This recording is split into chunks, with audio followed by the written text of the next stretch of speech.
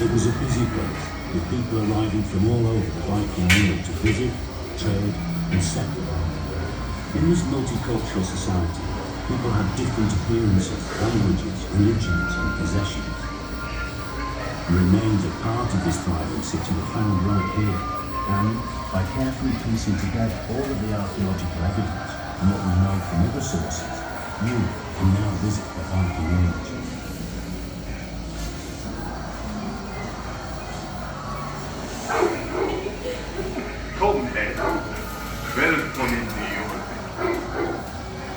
You have arrived by the River Foss. Ahead lies the city with countless houses and workshops, many of them newly rebuilt. Some, like this damaged one, are victims and intended half-bound. As ships became more seaworthy, the Vikings created wider trading routes, sometimes using chains of middlemen to carry goods from one side of the Viking world to the other. Silks and the cowrie shell found here suggest trade with Central Asia, the Eastern Mediterranean and the Red Sea. It's possible Arab traders, like this man, made their way to Jorvik to sell their goods. Slavers may have come to Jorvik for double elsewhere, bringing with them spoils from their lands or back countries. Slaves were an important part of society all over northern and western Europe at this time. It looks like this slave trader is trying to make his way up to Copperfield. But before we get there, let's have a look at some of the many craftspeople working here in the city. Here's Sigurd.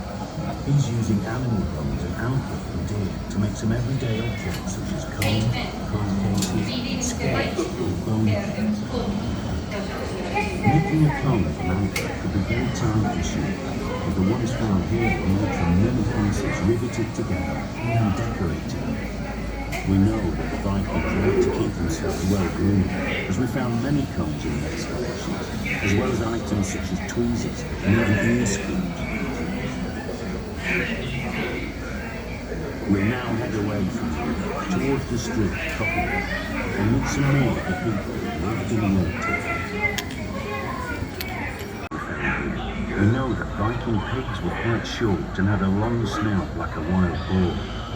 Pigs will eat almost anything, so it would have been a great way to turn household waste into meat. Here's the blacksmith's house. Look inside and you can see his wife by the fire. Grummy, the blacksmith, is teaching his son how to sharpen a knife he has just made.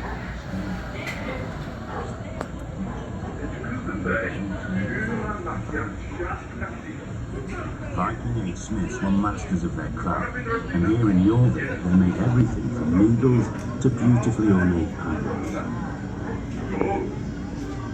Now we'll go across to the next property and visit his neighbour, Unni, the wood tinker who lives in one of the new style wooden planked buildings. Unni is making cups and bowls by turning wood such as oak or ash on his pole lathe. You can see all the wooden core waste on the ground, which children may have used as spinning tops. By the way, it's this trade that many think gave its name to Coppergate, the street of the cup makers.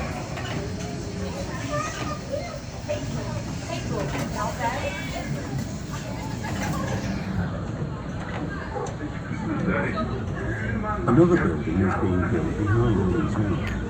Here, the cellar is being dug out and lined with oak planks before the upper story is added. You can see a stack of turfs over there that are going to be used to roof this building. Looks like the builders are having a rest day.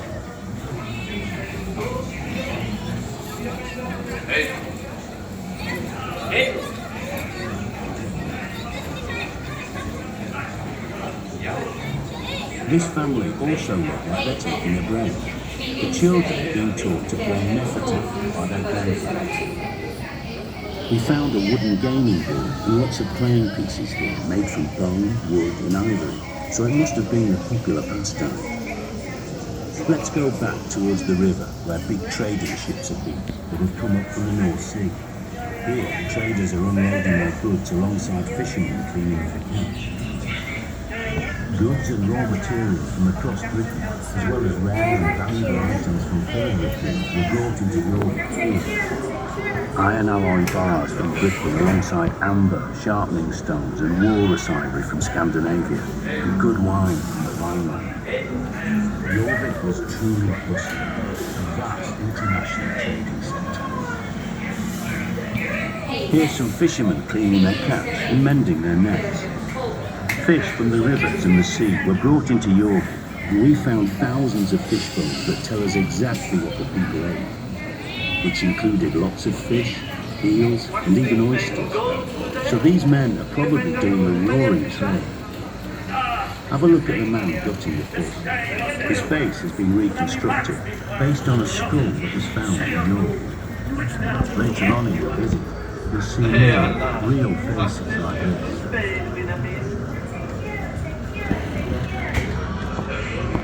This next plot is a backyard where the people living here seem to have been dyeing their own cloth. The people of Jorvik spun fleece, then dyed and wove their own wool to make textiles from which they made their own clothes. Natural dye plants such as madder, weld, woad, and dyer's greenwood were all used to create shades of red, yellow, blue, and green. Vibrantly coloured clothes would certainly have brightened up the streets of Jorvik. On this plot of land, there was a gully that contained dye plant waste, suggesting that a dye bath had been tipped into it. Limestone lined that ditch running up to this next building, forming a passageway to the back door.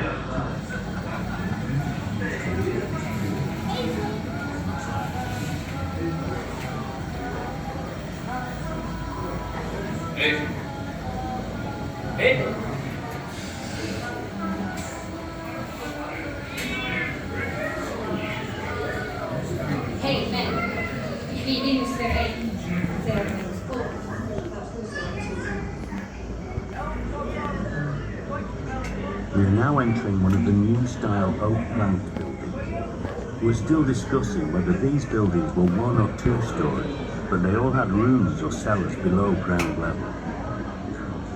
As we travel through this two-roomed house, you can imagine that the floor at the back is being built, and you can see the cellar below where goods are stored. Above this sunken room, the window openings are only small, so as you can see, it would have been quite dark inside these houses. In addition to the hearth, small pottery lamps and wax candles were used to create light so that the people who lived here could carry out their everyday tasks.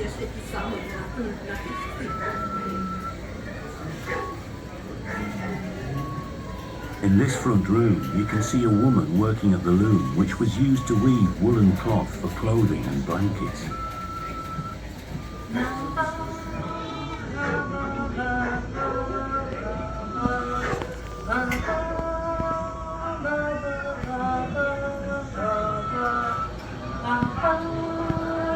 We're now moving into Coppergated Centre, an important commercial street right in the heart of the city of Jorvik. As you can see from these stalls, you can buy almost anything. Coppergate is just one of the many streets in this city, which was home to more than 10,000 people. The streets of the city of Jorvik are covered in filth and mud, rutted by cartwheels and with potholes everywhere.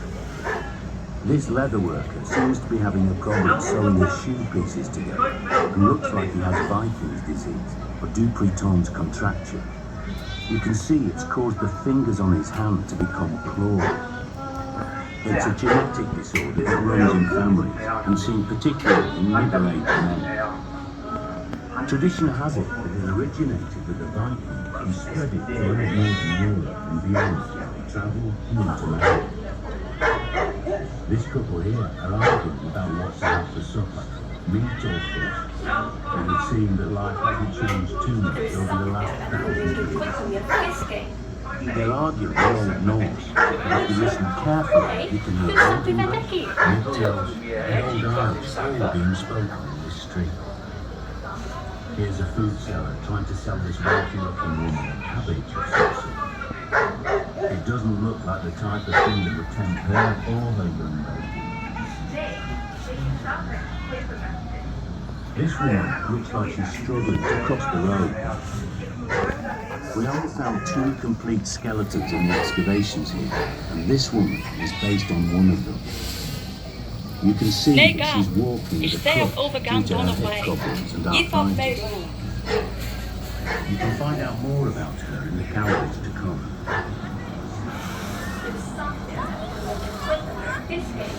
Nee, ik zeg dat ik niet de poetsen maak. Nee, dus staat het aquí. Meer ik wat ik zag dat. Here, we're in another, a new building. The first Vikings who came here were not Christians and worshipped their pagan Norse gods, but they seem to have adopted Christianity quite quickly. There is lots of evidence for there being a Viking-era church just behind Copenhagen, and there were many other new churches built in Jorvik at this time. Here's a priest administering last rites. He would always have worn a stole, as seen here, as it marked his priestly status. We found a very small silk, pink-coloured reliquary pouch in one of the buildings. The embroidered cross on it suggests that it once held holy relics which have since disappeared and are now a mystery.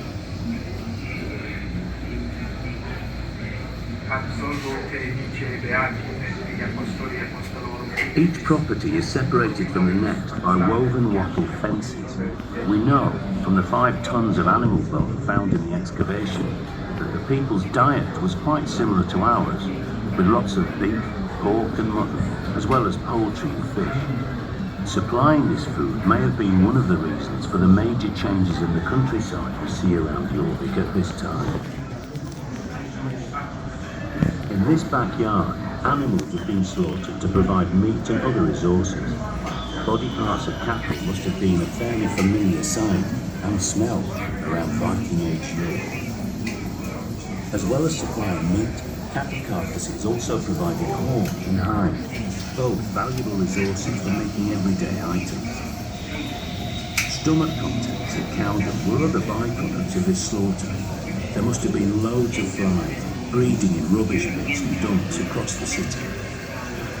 The red fly there on the fence would have been a regular visitor, scavenging in the city, particularly in backyards like this.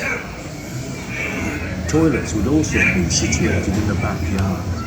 Pits in this yard were clearly used as latrines, as they were full of human waste, as well as moss, which was a type of Viking-age toilet paper. This man here doesn't look too happy to be disturbed, so perhaps we had better move on quickly.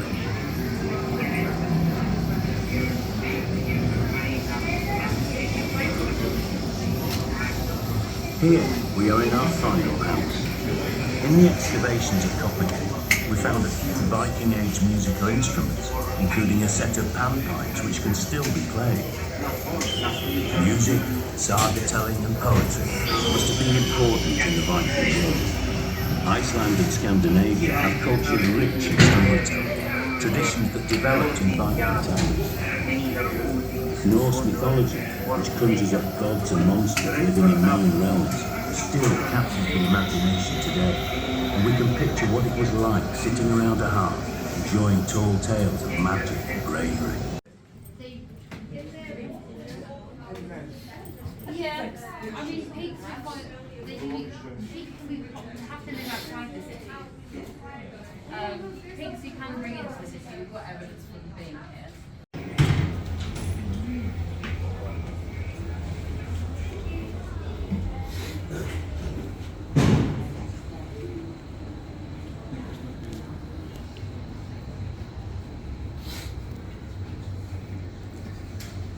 Do you know who that was?